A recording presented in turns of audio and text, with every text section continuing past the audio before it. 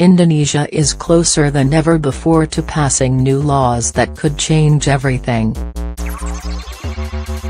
We all could be living in a very different Indonesia in a few years if the current version of the country's revised criminal code that's now circulating among House lawmakers actually gets approved as law.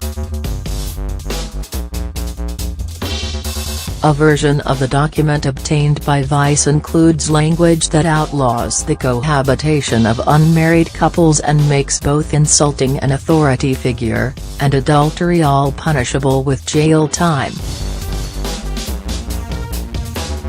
Other articles make it illegal to tell people about contraceptives without prior authorization, to interrupt someone's own sleep, and to tell others you have dark, mystical powers that can use to harm someone. But there is no guarantee that this version will make it through the House as is. The House of Representatives has tried to revise the criminal code 14 times since the late 1960s. The current version was adopted in 1958 and, today, it's woefully outdated, vague, and prone to misinterpretation or outright abuse. The revision of the criminal code is actually really important because the existing code is a colonial legacy and is really out of date, said Erasmus Napitupulu, the executive director of the Institute Criminal Justice Reform. But the logic here is not to add to the provisions and make it even more colonial. This draft of the code is more colonial than the colonial criminal code. The chance that regular citizens will be criminalized is high. Everyone from the police to human rights campaigners have been calling for a revised version of the criminal code for years. But as the massive 500-plus page document made its way through committee, lawmakers continued to add new laws and revisions to the criminal code, including several that could dramatically shift the ongoing culture wars over what modern Indonesia actually is firmly in the favor of religious conservatives. We need to remove the old colonial rules from the existing laws, Erasmus told Vice. But what has been changed in the new code didn't even have anything to do with the colonial-era chapters. Instead, the revised code seems more concerned with laws that reach deep into private life, regulating how we live, who we live with, and who we sleep with. One article in the new criminal code, one that's been gaining criticism since it was first announced, bars unmarried people of the opposite sex from living together. It's a dangerous development, Erasmus explained, that threatens to turn regular citizens into criminals in the eyes of the law. The limits of privacy and the interests of the state are blurred, he told Vice. The state can take care of our room.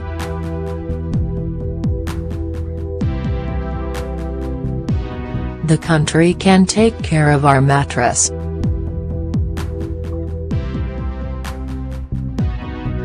And now it can take care of our bathroom and our home too. People who live together and they don't have to be a boyfriend or an intimate friend can be raided by the police. It's dangerous.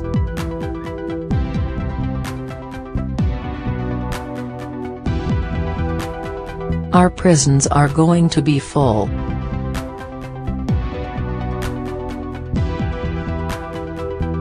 Everyone is going to jail.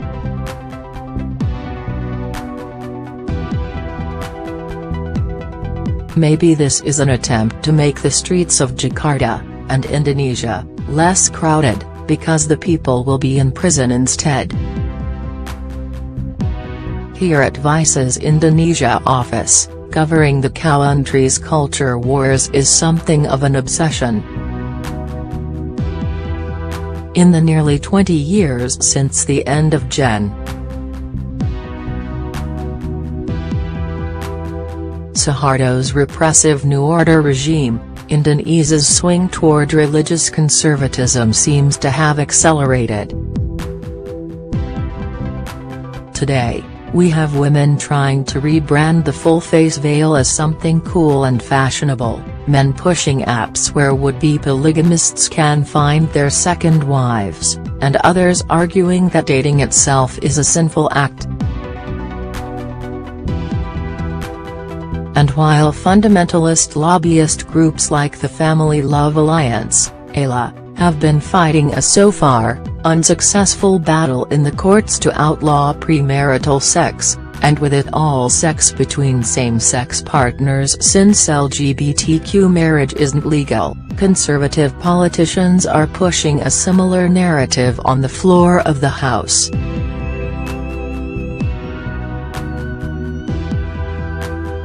Now, the version of the criminal code obtained by Vice, it's dated 10 January 2018, has some language in it that seems to outlaw sex outside the confines of marriage. We say seems here, because the law, like most laws in Indonesia, is still pretty vague. Here's what it says: adultery between a man and woman who aren't married is illegal and punishable by up to 5 years behind bars. But that word adultery is really just an English approximation of zina, an Islamic term that means both cheating on your spouse and having sex outside of wedlock. So this article of the Criminal Code can also be read as outlawing all sex between unmarried men and women. In 2015, the debate on morality in the Criminal Code had already begun, and it was followed by the petition from Mela to the Constitutional Court. Naila Rizky Zakia, a public defender at the Jakarta Legal Aid Foundation, told Vice. Starting from there, this issue has become the most talked about one. So the probability that this will pass this time is actually quite high. Why are lawmakers trying to outlaw sex? Because it's a politically popular move. Indonesia is in the middle of a moral panic right now. Authorities are targeting the LGBTQ community in a series of raids on nightclubs and private parties, and public officials are going on about threats to our Eastern values, like bikinis and EDM festivals. Plenty of political parties are already throwing their weight behind this part of the law to paint themselves as the saviors of Indonesia's lost morality ahead of the coming regional elections. And these kinds of beliefs are so common in Indonesia that one legal expert we spoke to in the course of reporting this story struck a similar tone, explaining that the new criminal code would protect, not persecute, Indonesians. Abdul Fikr Hajar, a law expert at Jakarta's Trisakti University, told Vice that the extension of the definition of adultery is an aspiration and realization of the needs of Indonesians. It's a response to the wild culture of the West.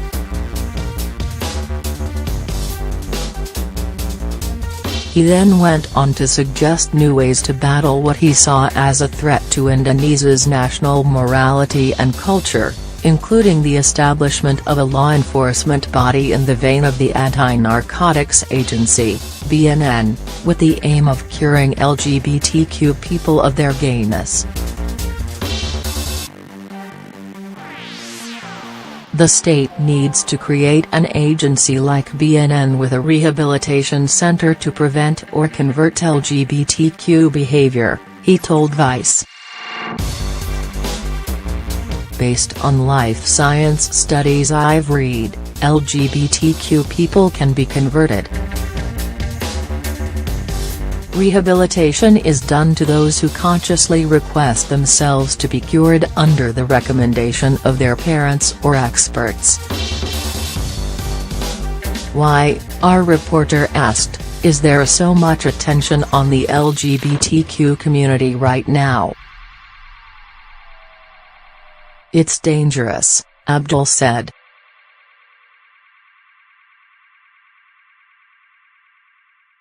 LGBTQ is contagious and they can transmit this disease and reduce our population.